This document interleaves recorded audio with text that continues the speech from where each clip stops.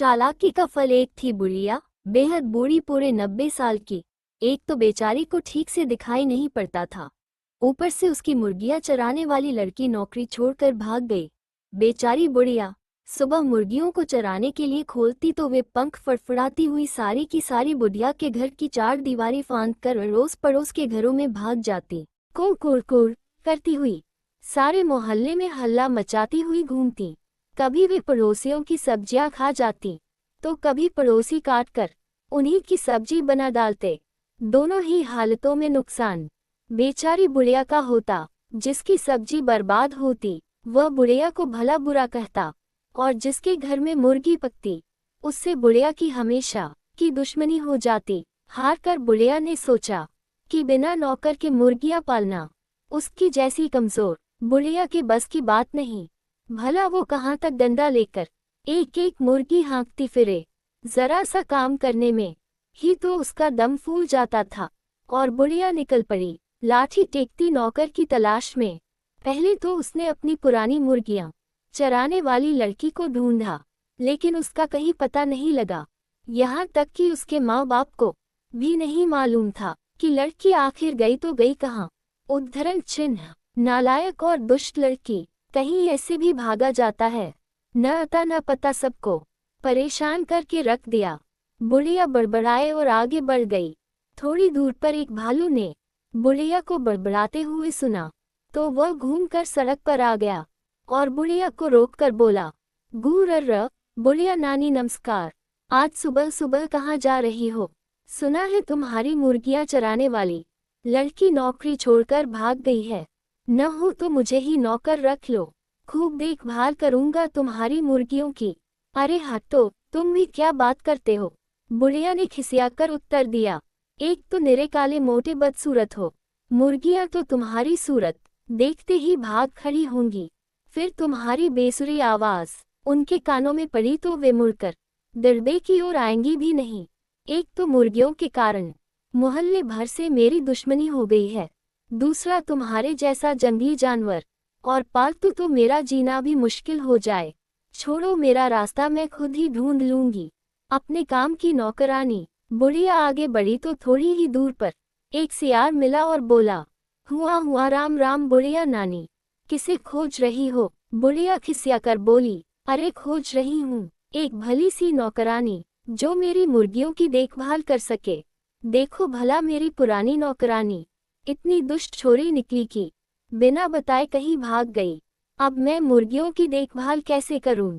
कोई कायदे की लड़की बताओ जो 100 तक गिनती गिन सके, ताकि मेरी 100 मुर्गियों को गिनकर दरबे में बंद कर सके। ये सुनकर सियार बोला, हुआ बुढ़िया नानी, ये कौन सी बड़ी बात है? चलो अभी मैं तुम्हें एक लड़की से मिलवाता हूँ।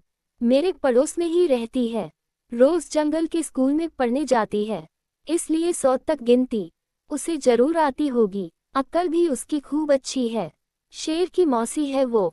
आओ तुम्हें मिलवा ही दूँ उससे। बुढ़िया लड़की की तारीफ सुनकर बड़ी खुश होकर बोली, जुग जुग जियो बेटा, जल्दी बुलाओ उसे, कामकाज समझा दूँ। अब मेरा सारा झंझट दूर हो जाएगा।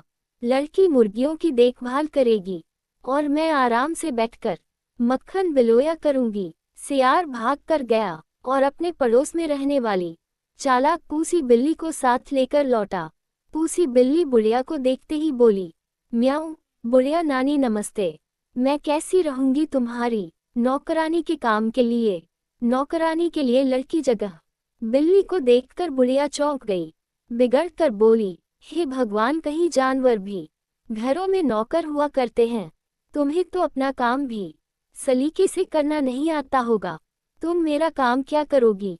लेकिन पूसी बिल्ली बड़ी चालाक थी, आवाज को मीठी बनाकर मुस्कुरा कर बोली, अरे बुढ़िया नानी, तुम तो बेकार ही परेशान होती हो। कोई खाना पकाने का काम तो है नहीं जो मैं न कर सकूं?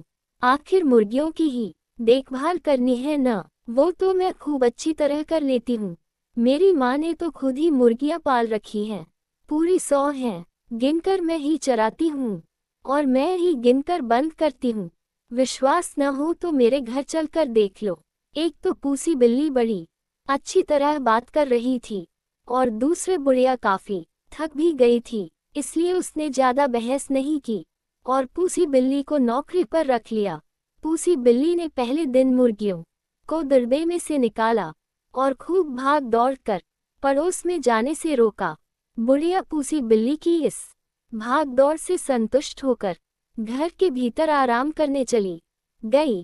कई दिनों से दौड़ते भागते बेचारी काफी थक गई थी, तो उसे नींद भी आ गई।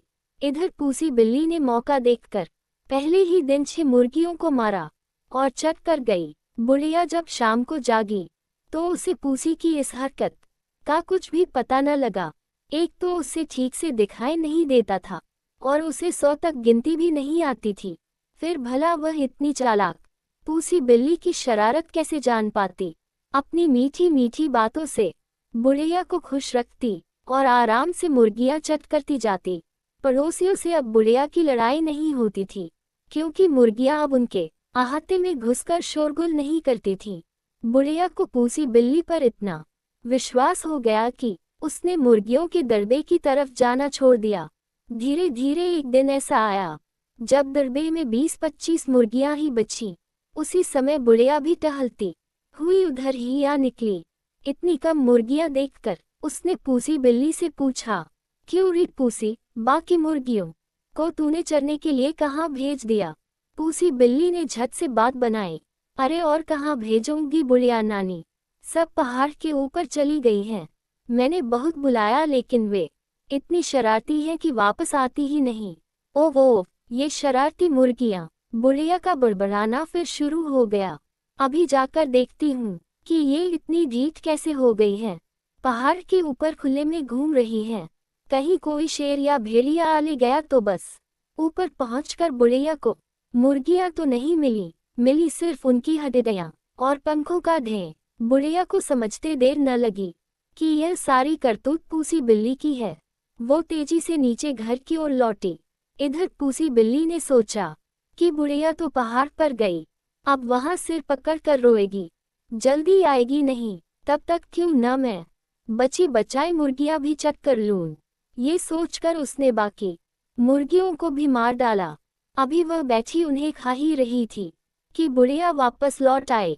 पूसी बिल्ली को मुर्गियां खाते देखकर वह गुस्से से आग बबूला हो गई और उसने पास पड़ी कोयलों की टोकरी उठाकर पूसी के सिर पर दे मारी। पूसी बिल्ली को चोट तो लगी ही, उसका चमकीला सफेद रंग भी काला हो गया। अपनी बदसूरती को देखकर वह रोने लगी। सिख आज भी लोग इस घटना को नहीं भूले हैं और रोती हुई काली बिल्ली को डंडा लेकर भगाते हैं। चालाकी का उपयोग बुरे कामों में करने वालों को पूसी बिल्ली जैसा फल भोगना पड़ता है।